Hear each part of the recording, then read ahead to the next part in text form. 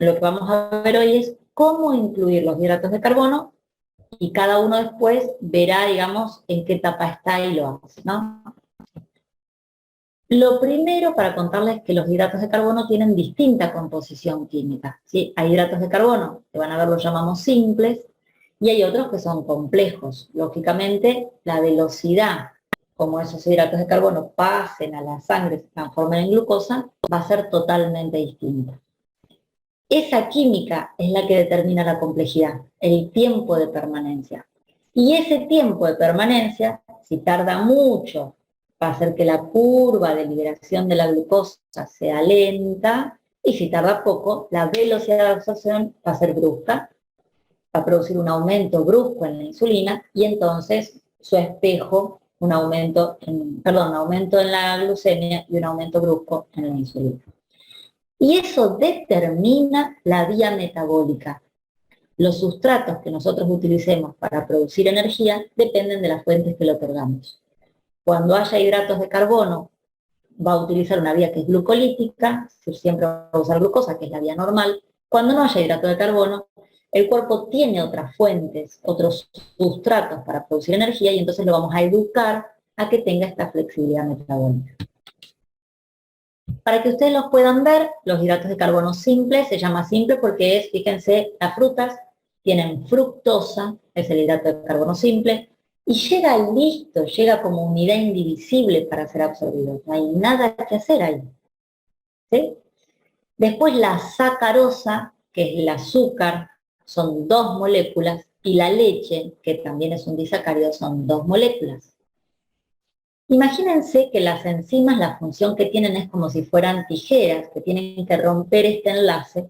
Cuando quedan las 2 unidades simples, ahí se absorben. En los hidratos de carbono o en los azúcares simples, la absorción es inmediata, porque no hay ningún trabajo que hacer, pero en los complejos hay que desdoblar todas esas moléculas, ¿sí? Oligosacáridos y polisacáridos depende de la cantidad de unidades de glucosa que tienen, ¿sí? En los oligosacáridos es de 3 a 9, polisacáridos puede ser enorme. ¿Cuáles son los oligosacáridos más conocidos? ¿Sí? Bueno, se llaman fructooligosacáridos, galactooligosacáridos, siloligosacáridos, isomaltooligosacáridos, no importan los nombres tanto, pero sí se encuentran en las frutas, ahí hay fructooligosacáridos, también hay en las verduras, las legumbres, ahí están los galactooligosacáridos, ¿sí? La leche o todos los lácteos también tienen galactooligosacáridos. Tienen moléculas que son más complejas, entonces tiene más tiempo de trabajo y gestión, porque las enzimas tienen que cortar todos esos enlaces hasta que quedan unidades indivisibles. Solo cuando la unidad es indivisible puede atravesar la pared del enterocito, ¿sí? Y absorberse. No antes. ¿Mm? Y en los polisacáridos está sobre todo el almidón, que se encuentra en los cereales, y en las verduras, papa, batata, choclo y mandioca. ¿Sí? Esos tienen grandes concentraciones de glucosa. ¿Mm? Azúcares simples, entonces, azúcar, frutas, es decir, que pueden ser los azúcares de buena calidad, de mala calidad, ¿sí? Fíjense que hay azúcar mala, hay azúcar buena, ¿sí? En este caso, todos los azúcares para este tratamiento producen el mismo impacto metabólico, pero igual una es totalmente refinada y la otra tiene en su matriz intrínseca otros nutrientes, pero las dos producen un pico insulínico, y la leche. Como decíamos recién, fíjense ahí, como más, es decir, o la comemos solita, como está abajo, glucosa, galactosa y fructosa, o como máximo lo comemos en un disacárido. Para que el cuerpo rompa, se llaman disacaridasas todas las enzimas que rompen los disacáridos, ¿sí? Las 2 moléculas hidrocarbonadas. Si lo que tiene que romper es la sacarosa, se llama sacarasa, la maltosa se llama maltasa, la lactosa se llama lactasa. Son siempre enzimas que hacen una tarea que es muy pava. Por lo tanto, aumentan rápido la glucemia. Fíjense esa montañita que está abajo. 2 rodajas de ananá como un snack producen este pico insulínico. Es un pico, ¿sí? Fíjense la gráfica que es un pico. rápidamente sube. En los hidratos de carbono complejos, entonces tenemos, los que están arriba tienen almidón, ¿sí? Que es la forma, la reserva energética que tiene el reino vegetal, ¿sí? Y debajo están las verduras, que las verduras son complejos porque si bien no tienen almidones, tienen fibra. La pared estructural de las verduras tiene una fibra que es indigerible, y como es indigerible, son hidratos de carbono complejos o azúcares complejos. ¿Mm? ¿Qué tienen los complejos? Tienen mucha tarea enzimática. El dibujito que está ahí muestra poquitas moléculas de glucosa. Esas cadenas pueden ser enormes. Es una gráfica para que solo vean el cambio en el tamaño, puede ser mucho más, ¿sí? Y tiene que romper cada uno de esos enlaces hasta que llegue a glucosa, galactosa, fructosa, ¿sí? Entonces tarda mucho más. En definitiva va a llegar al mismo lugar. Y en definitiva, como se va a utilizar los hidratos de carbono a nivel celular es únicamente como glucosa, ¿sí? El cuerpo no puede utilizar la fructosa. Si se absorbe la fructosa, va a viajar al hígado, el hígado la tiene que convertir en glucosa y ahí va a servir de sustrato para las células, ¿sí?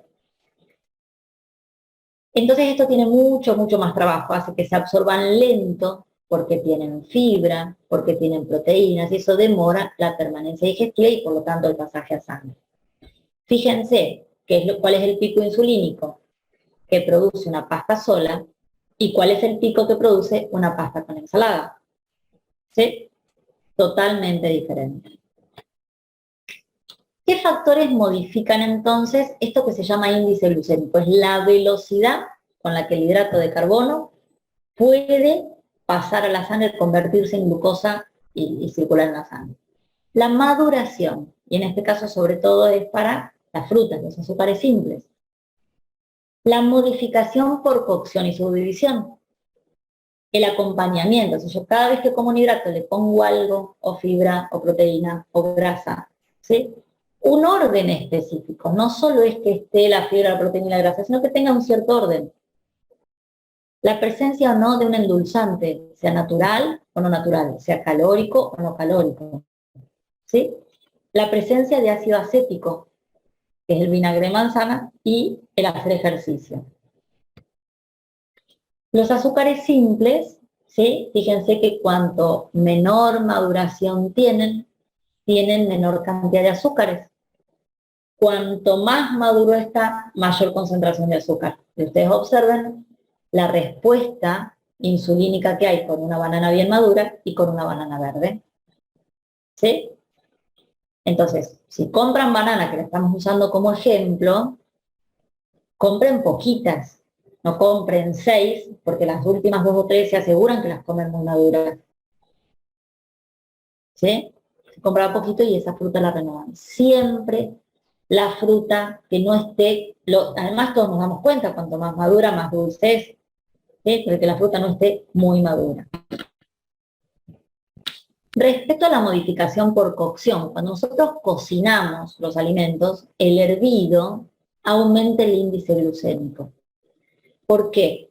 Porque el almidón está formado por 2 cadenas que se encuentran adentro de una vacuola, ¿sí? Se llama amilosa, amilopectina, y cuando nosotros lo ponemos en contacto con el agua, la cáscara externa se va como resplandecer un poquito, va a permitir el ingreso del agua, y esas 2 cadenas se van a resplandecer y gelatinizar, ¿sí? Cuando está así, es rápidamente absorbible el almidón. Todo lo hervido es lo que más rápido se absorbe. A menos que yo lo cocine, lo hierva, lo enfríe, lo lleve a la heladera y lo coma al otro día. En ese caso, se produce un proceso que se llama retrogradación del almidón. ¿Sí? Entonces, esa cadena se abrió de amilosa y amilopectina, pero cuando lo enfríe se volvió a cerrar y ya no hay posibilidades de que se vuelva a abrir. Entonces, así se comporta como una fibra. ¿Qué significa? Que si yo algún día tengo ganas de comer papa, pero todavía mis valores bioquímicos no dan bien, porque el criterio para decir como esto o esto es mi individualidad, no es la dieta. ¿Sí? Aquel que le da bien, va bajando, puede.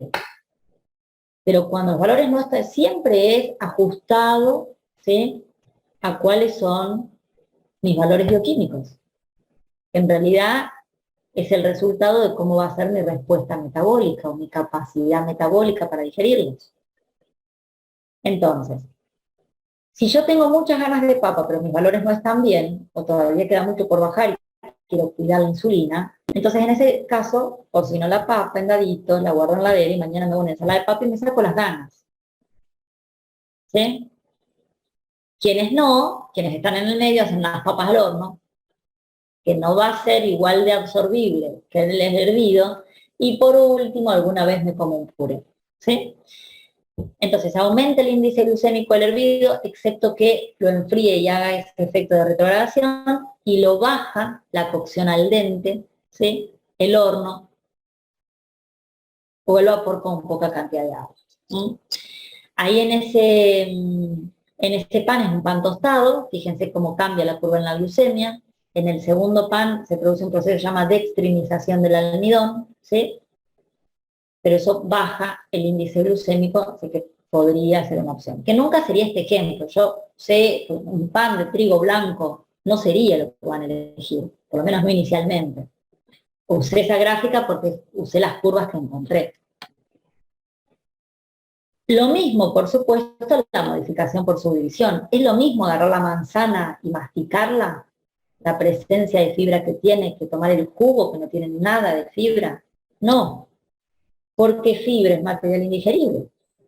Porque fibra nos va a asegurar mayor tiempo de permanencia digestiva. Entonces, una cosa es la manzana entera, otra es trozada con cáscara, otra es laminada sin cáscara. Fíjense que las diferencias son mínimas, ¿eh? De trozada con cáscara a laminada sin cáscara. Es distinto.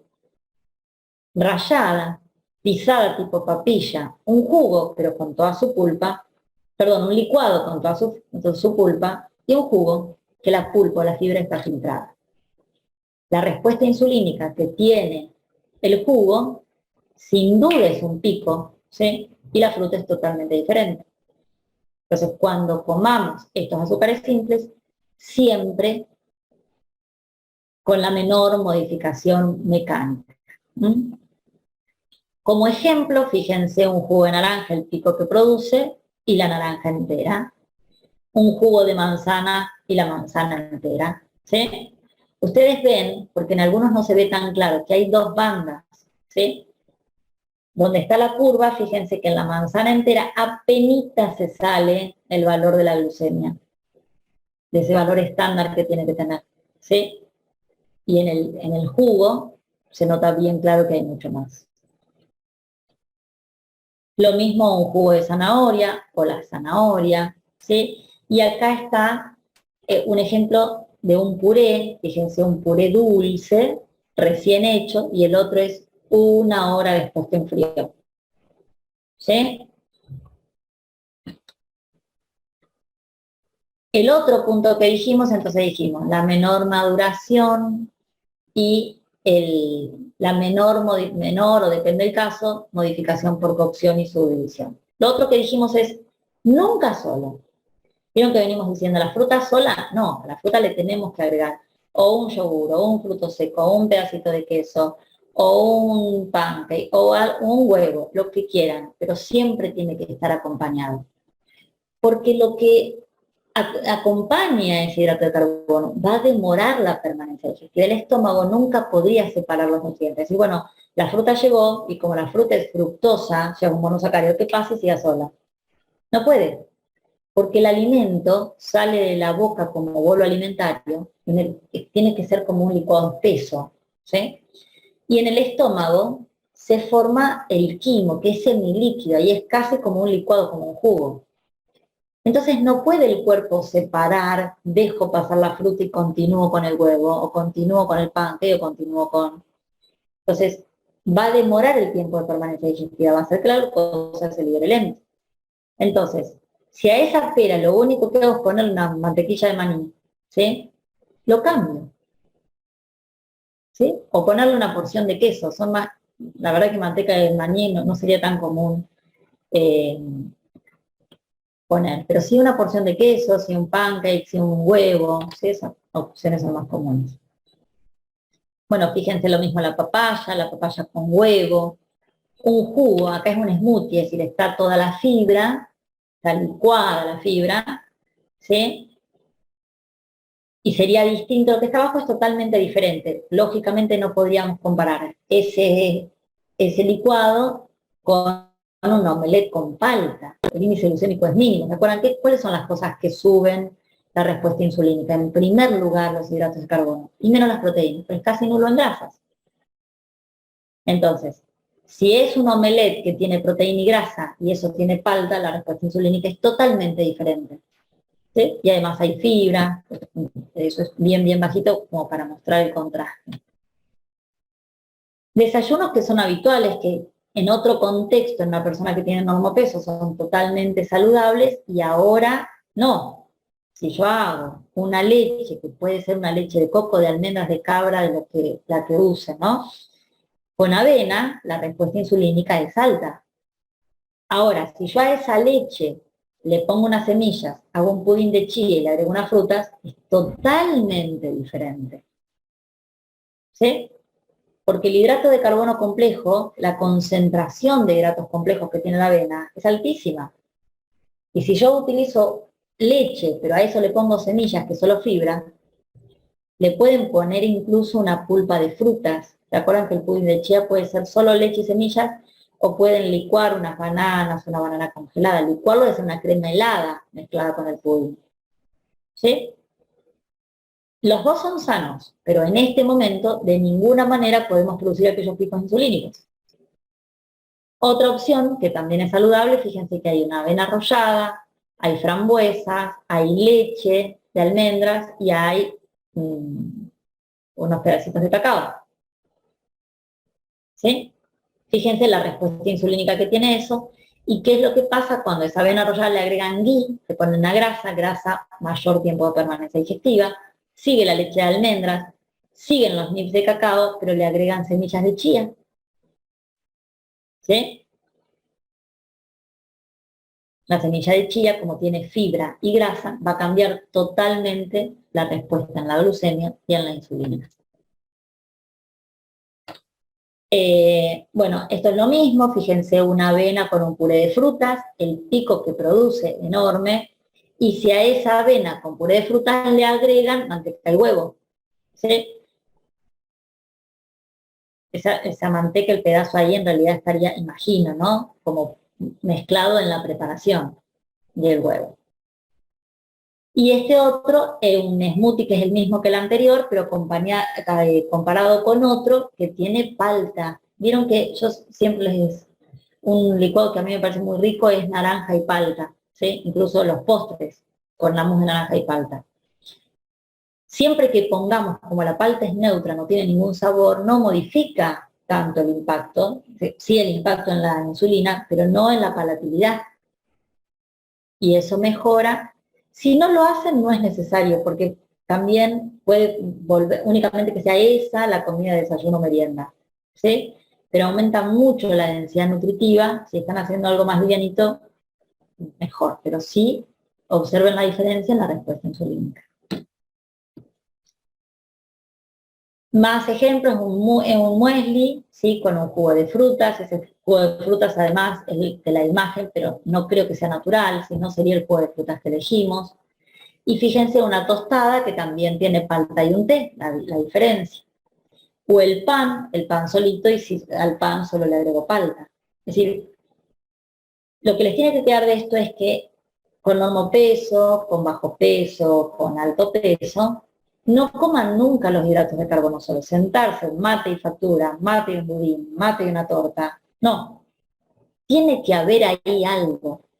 Háganse una preparación que tenga semillas o úntenlo con queso blanco, coman un pedacito de queso o agreguen la fruta seca. Pero siempre que haya un hidrato, tiene que haber algo de mayor complejidad digestiva para que demore el tiempo de permanencia y entonces la glucosa se libera de forma gradual.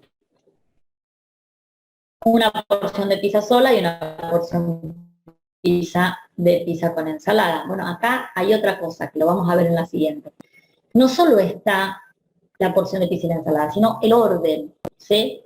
Porque la respuesta insulínica, si nosotros ponemos en el primer cuadro la pizza y después la ensalada es muy parecida.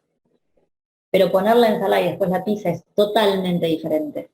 Lo mismo con el arroz. El arroz produce esa respuesta insulínica, pero si yo lo acompaño con unas legumbres y con una ensalada, la respuesta insulínica es otra. Pero si pongo primero el arroz y después las legumbres y la ensalada, es muy parecida a la de arriba. ¿Sí? Es decir, que además de... ¡Ay, esa imagen se ve un mazo! Además de estar acompañado por fibra, proteínas y grasas, tiene que tener un orden específico. Lo que vamos a poner en primer lugar es la verdura. ¿Sí? Salimos a comer pizza, siguiendo el ejemplo anterior, y antes piden la ensalada. No es que piden una pizza veggie, que traiga muchos vegetales. Si quieren, además, también. Pero la verdura o la fibra tiene que estar antes. ¿Sí? Coman lo que coman, antes una ensaladita. ¿Sí? Después la proteína y la grasa, de la grasa no nos ocupamos nunca, porque los alimentos que tienen proteínas tienen grasa oculta. Entonces, poner esa proteína... Es verdura. Poner esa proteína... Queso. Queso sí. Y si no es hidrato, Gordi. Hay un micrófono prendido.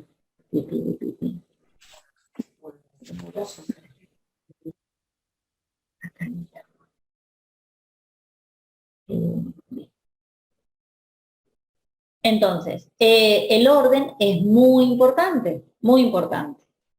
Fíjense en este ejemplo, comer papa con la carne, comer la papa con carne, y comer la carne y después la papa. ¿Sí? Segundo ejemplo, comer la pasta y después el brócoli, comer el brócoli y después la pasta, y en el medio estaría la pasta con brócoli. ¿Sí? Siempre, siempre, siempre ponemos primero la fibra. Más ejemplos, fíjense, si yo pongo una fruta, ahí hay mango, pero sería cualquier fruta, un arroz, y después se ve que hay ahí como un salteadito con ceviche, no, la imagen no está bien clara, y si como exactamente lo mismo con el orden invertido, ¿sí? La respuesta insulínica es totalmente distinta. Sería distinto si como el pan, me siento en la mesa, voy a hacer ensaladas, pero antes me tiento con un poquito de pan, después me pongo la ensalada, o si como el sándwich todo junto, o si como la ensalada y después pico un poquito de pan, que es un hábito malísimo, ¿no? Pero digamos, como es tradicional lo comparto. Es decir, poner el pan antes va a tener una respuesta insulínica, si todo está junto va a tener otra, y si está después va a tener otra. El otro punto que vimos es sin endulzantes, súper importante. Recuerden que el endulzante no hace referencia a azúcares. Los azúcares sabemos que, de hecho, el azúcar tiene el índice glucémico de referencia, ¿sí? De 100, digamos. Se usa el del pan blanco en realidad, pero el del azúcar es altísimo, ¿sí? Ahora, ¿qué pasa si nosotros endulzamos con algo que no es azúcar? El cuerpo identifica el sabor, con el agravante de que identifique el sabor dulce, pero no está acompañado de azúcares. Y entonces aumenta la demanda de azúcares. ¿Sí? Eso se acuerdan que lo vimos bien al principio, es decir, cuando nosotros acompañamos con algo para endulzar, en principio intentar como reconocer, aceptar, disfrutar los sabores genuinos del alimento, no que lo dulce lo convertamos en azucarado, porque hay un dulce que es natural en la fruta, un dulce que es natural en las infusiones, un dulce que es, ¿sí? Y tampoco que el sabor salado sea muy concentrado en sodio. Entonces, la mínima cantidad de endulzante sea calórico o acalórico, ¿sí? No resaltemos el sabor dulce. Incluso tengan presente que también hablamos al principio que cuando nosotros la primera ingesta del día, en lugar de hacerla dulce, la hacemos salada, tiene un impacto en las vías metabólicas muy importante. Condicionamos las vías metabólicas para todo el día con nuestra primera ingesta, con la comida que salimos del ayuno. Entonces no es lo mismo desayunar algo salado que puede ser el pancake con queso blanco y unas semillitas de sésamo tostadas, pongo fibra, pongo proteína, pongo grasa, que es el huevo, ¿sí? Que comer un pancake con el queso blanco, un montón de frutas arriba, ¿sí? Va a ser distinto. En los dos, la curva en la glucemia va a estar bien, pero metabólicamente la que es salada va a ser mejor, ¿sí? Otra cosa que podemos usar, esto yo no lo recomiendo como recurso para todos los días, pero sí si algún día que se obtiene un evento especial, es una etapa además, hay un día que van a comer diferente, tomar vinagre de sidra de manzana antes de las comidas inhibe una enzima que está en la boca. Lógicamente, como esta enzima, que es la que empieza a desdoblar, se desactiva, hay una demora en el pasaje de esos hidratos de carbono, digamos, hay una demora en que se conviertan esos hidratos de carbono en glucosa y pasen a la sangre. ¿Sí? Como si fuera poco, el ácido acético mejora la absorción de los músculos, hace que los músculos rápidamente capten la glucosa circulante. Y además estimula las mitocondrias, ¿sí?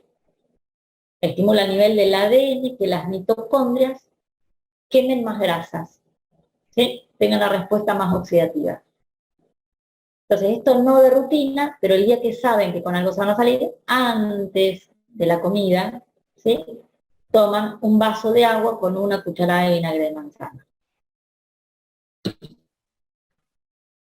La dosis es esa, es un vaso y una cucharada, puede ser, antes es ideal, durante puede ser.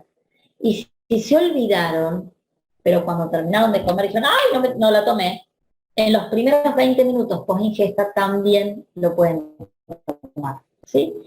El pico insulínico en general se da a los 60 minutos, pero el alimento tiene un tiempo de permanencia digestiva. Entonces, si ustedes lo toman antes es mejor, y si no, bueno, va a ir como perdiendo un poquito de eficiencia, pero siempre va a disminuir la respuesta insulínica. Como recomendaciones es, el ácido acético no tiene una acidez que pueda dañar el esmalte de los dientes. Sin embargo, tomarlo con pajita, digamos, aseguramos que no haya contacto con los dientes, ¿sí? Si alguien lo hace con más rutina, o sus valores no están nada bien y quiere mejorar la respuesta insulínica, lo toma con una pajita, ¿sí? ¿Dónde agregarlo? Lo pueden agregar, hay gente que le resulta intomable y entonces pone un vaso de agua con mucho hielo, limón, jengibre y pone ahí el vinagre de manzana. Hay otras que hacen una infusión y hay otras que toman vaso de agua con vinagre antes de comer y ya está. Depende también de la tolerancia de cada uno. No produce ningún daño en el estómago, no tiene un nivel de acidez que sea superior al del estómago, el lugar más ácido del cuerpo. Sin embargo, si esto es en forma, digamos, hay gente que lo hace de rutina, alguien que tiene problemas estomacales no está estimulando la acidez en forma constante. En ese caso, no lo utiliza y utiliza todo el resto de los recursos, porque no es que este es mejor que el resto, ¿sí? Y yo aclaré ahí, es menos ácido que la Coca-Cola, porque nadie se plantea, digamos, si daña o no el estómago cuando toma Coca-Cola, y por ahí nos planteamos esto, que tiene que ser un vinagre de sidra de manzana natural, ¿sí? Que no esté pasteurizado. Y por último, es sumar ejercicio, ¿sí? Entonces, si yo un día fui a comer a algún lugar, cualquiera de los que dijimos, familia, pareja, mamá, papá, hijo, ¿sí? Cuando termino de comer, doy una vuelta a la manzana antes de subirme al auto, o planifico ir a hacer una caminata, digamos, algo que me permita sumar actividad. Porque como la glucosa rápidamente es utilizable, ¿sí? Cuando pasa a la sangre, ahí, digamos, la célula la va a absorber y a nivel mitocondrial va a producir ATP. Si yo le aumento la demanda de energía al cuerpo, rápidamente va a ser ese el combustible que utiliza. Fíjense cómo cambia la respuesta insulínica en la torta que está arriba y cuando esa torta, bueno, ahí está corriendo, pero podría hacer caminar tranquilamente, ¿sí? Y lo mismo en la porción de arroz con verdura y esa misma porción con una caminata. ¿Mm? Siempre sumamos alguna actividad, por chiquita que sea, ¿sí? Si comemos un hidrato, aumentamos la necesidad de que los músculos necesiten más glucosa para que la capten de la célula y la transforman de inmediato en energía. Porque si no la transforman de inmediato en energía, la van acumular en forma de grasa. ¿Cómo incorporarlo? Siempre depende de la bioquímica. Lo que nosotros hace que tengamos una dieta X, una suplementación X, lo que sea, es nuestra bioquímica individual. Es decir, nuestra capacidad para metabolizar los alimentos. Y en esta etapa, que nosotros hasta acá venimos hablando de restringir los hidratos de carbono, lo hacemos por ahora fuera de casa, donde fácilmente va a estar el corte y la medida. ¿Sí? Si vamos a poder cortar y la medida en la porción, si yo no estoy en casa, no me puedo salir de la porción, no voy a ir a comer a algún lugar y voy a comer 3 platos no voy a comer una pizza, no voy a comer, ¿sí? Entonces, el tamaño de la porción con seguridad va a estar mucho más restringido, ¿sí? Y el corte, porque vuelvo a mi casa y ya dejo de estar en contacto con ese alimento. Muy bien.